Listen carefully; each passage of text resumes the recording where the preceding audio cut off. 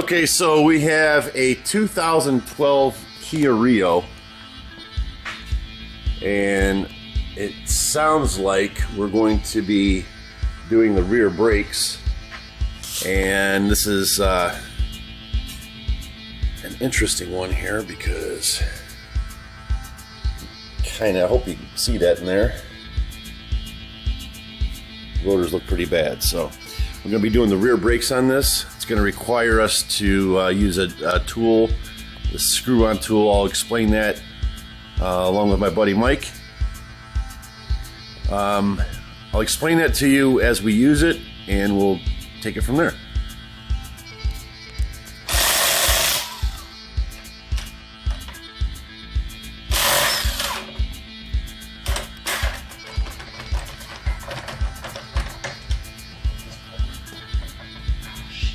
Yeah, this is Mike, guys. This is what he does. He doesn't even know how to take lug nuts off, and he's going to go ahead. You use the right size. Oh, is that what it is? Yeah. Keys. Kia. Too bad it's a Kia. Brought to you by Kia. Kia. Too bad it's a Kia. Yeah, it's pretty bad. You know, Dad, my car's making this really funny sound. I'm not sure what it is. Oh, there you go, sweetheart. So what are you going to do next, Mike? We're going to, we got all tools, but we're going to take the caliper off. Okay. And the pads, and the caliper bracket. And for the rotor to come off, you have to take this screw out, which may be stuck. Mike's going to get some tools. You'd have thought he'd done that already. So, I will spray a little penetrating oil all the places. You can use PB Blaster, WD-40. This is awesome. This is stuff. I don't know if you can get this where you live, but this is really good stuff. Mike swears by this stuff. And spray each point here where the bolt, not the screw, it's called a bolt. he's come out. You know, let that work in a little bit. I'm going to and then he's give a shock therapy to the screw. all right. You tap it, try to get it loose a little bit. Oh, wait a minute. Stop. I know what the problem is. Oh, what? What? Mike is right-handed. This is a left-handed screwdriver. Damn it, Mike. I did right my All right. These can be a bitch to get off. We're just going to strip. Yeah. So, Let that oil penetrating fluid go through. yeah, we're gonna let that soak in there a little bit longer. Okay, 14 millimeters 14 millimeter for the bolts. for the caliper. He's getting the bottom bowl off right now.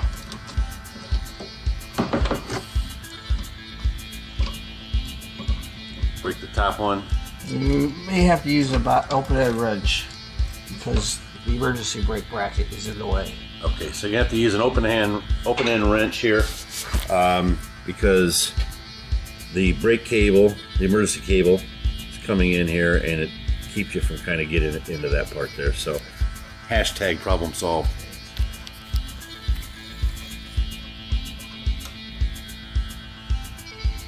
Mike seems to think it was his muscular fortitude. I'm here to tell you it's not. It's the PB Blaster stuff.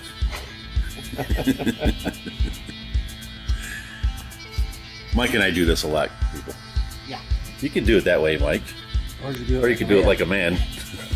This is the piston inside the caliper. See the notches?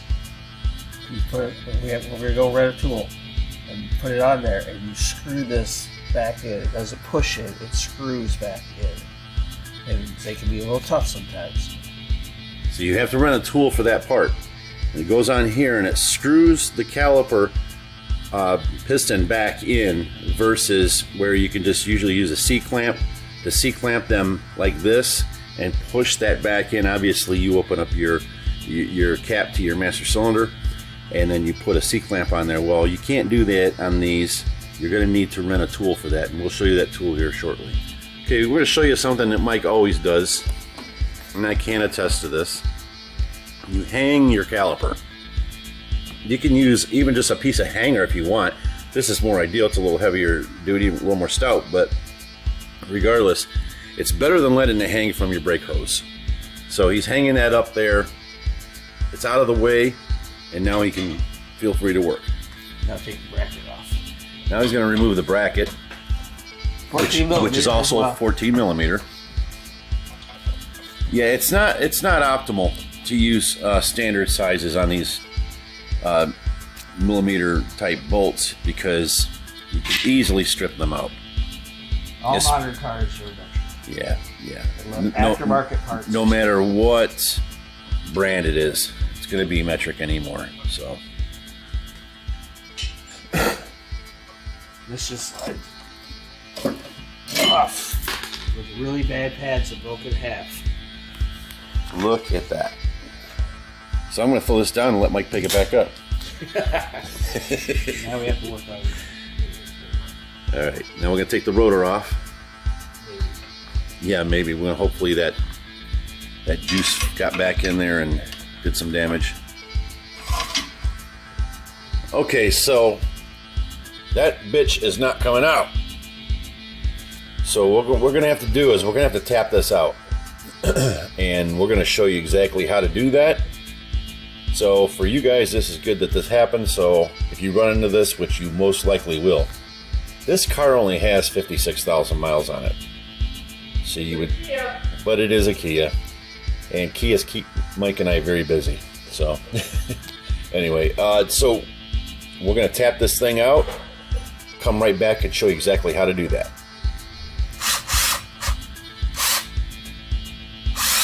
Got a 3/16 drill bit here.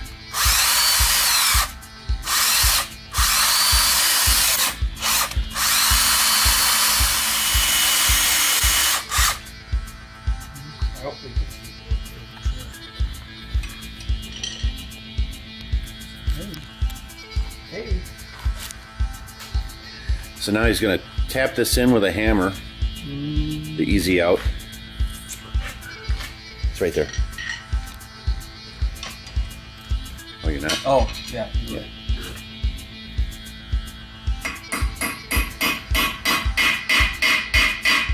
You can see it go in there.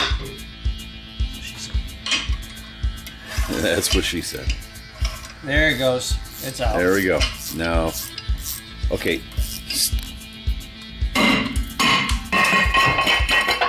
There she is. And that's what we have left. Put never sees or anti-sees, whatever you want to call it, all around this area right here. The next guy who does brakes for you will really appreciate it. Mike always uses Never Sees, and he uses way too much, but hey, who am I? The next guy will really love it. Yeah, if you buy a car, buy one from Mike because it'll have Never Sees every fucking where. All right, so now we're going to go grab the tool real quick, and we will be right back. Okay, so we got our pads and rotors, and now all we're looking for is the blinker fluid, and I can't seem to find it. Where's it at, Mike? I don't see it. Oh, they gotta have blinker fluid. It says heavy duty fluids right there on the side. Heavy duty fluids. Yeah, it's gotta be right in here somewhere. Blinker fluid. We're gonna go to O'Reilly's instead. We're at AutoZone. They don't have blinker fluid, so we'll go check out O'Reilly's. So what are we looking at here, Mike? Okay, grooves in the piston. Can you pull that light back out here and shine it on there so we can see it a little bit better? Find somewhere magnetic on this car. Oh, that's good enough. So we can see these are the female receptors to these here, these little titties here, right? No. Grooves in the piston. Pins. Oh, on this one. on Okay, the okay, gotcha. tool. All right. They lock in like so. Okay. Holes in that. And then match what up to is this holes here? in the All tool. right. This is the tool here. This piece here, you slip it on over the handle. Okay. And all the way down like so. Okay. And then these holes line up with those holes. So these titties right here are going to go into the female receptor of those. Right. Piece of cake. So this goes behind there, like so. You get the holes lined up. As soon as you find them. So you just get the male part into the female part. That's what she said. And once you get it in there, this can be a little tricky sometimes. The piston is that far Especially out. when you're trying to hold it and do both things at the same time. Okay. Now you tighten this up. Now you back. Now Back it off. you're gonna back that off. So That's this what is tightens tight it. against So this. it's counterclockwise when you're Nice tightening and it. tight. All right. And then we have. Yeah. Hang on. Let's see. Look at that bar there. Actually, this is kind of a cheap one here because these bend a little easy when you got to put some torque on them. So obviously, somebody got a hold of that with another tool, probably a wrench or something, and bent it. But anyway, so he's gonna now tighten that clockwise. And the piston will start to turn in.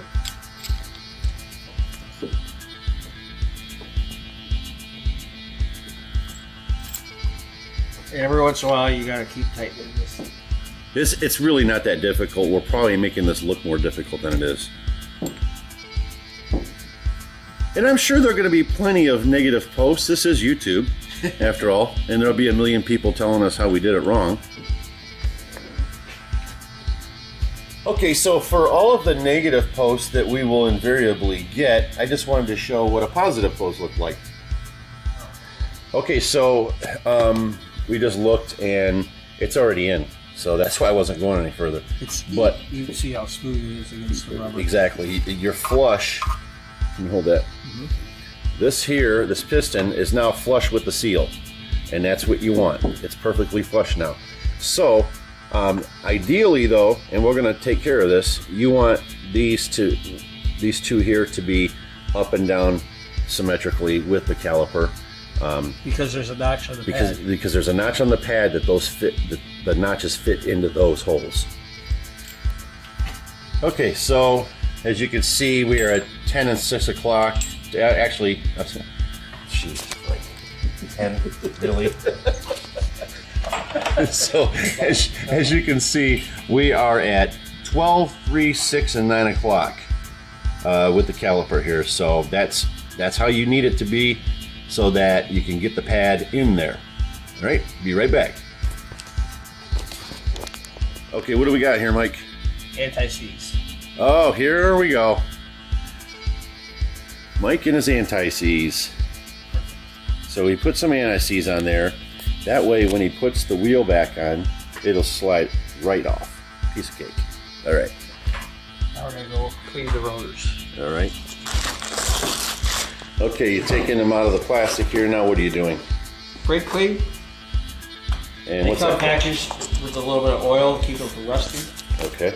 Just spray them. Probably burn it off the first time you use the brakes, but this way at least they won't smoke. There's the screw hole. And that's where that's going to line up, huh? Yep. We have 7 kids between the two of us, Mike and I. By the way, we're not like that. Not that there's anything wrong with that, but we're just best friends.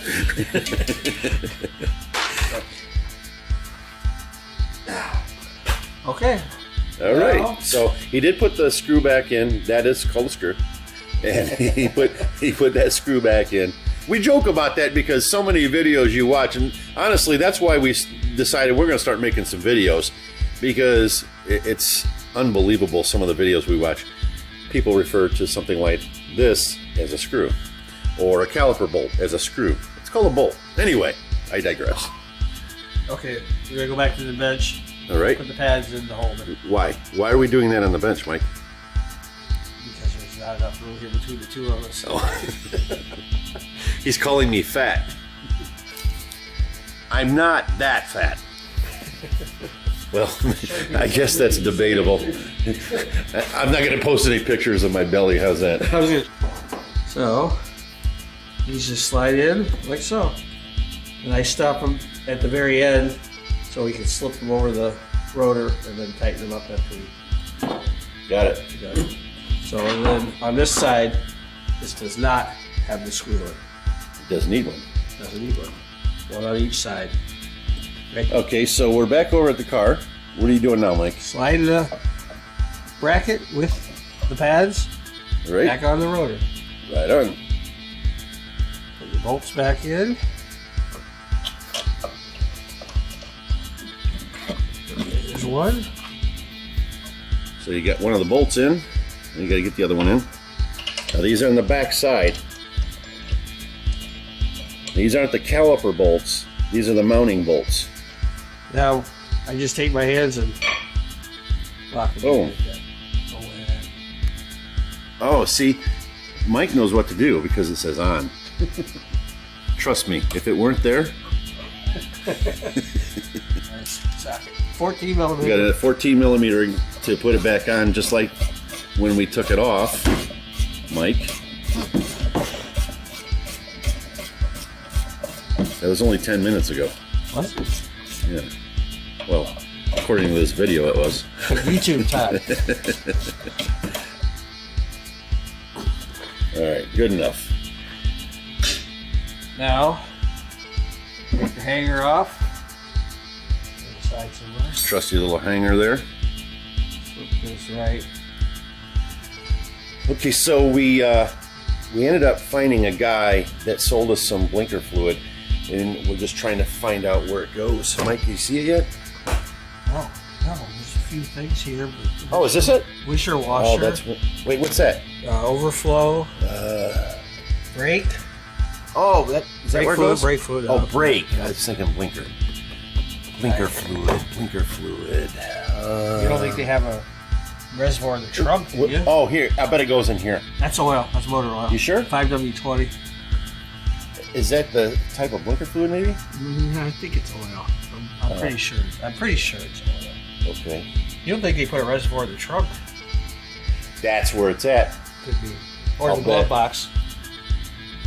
Yeah. Or Oh! it's probably underneath the trigger No, bar. I know exactly where it's at.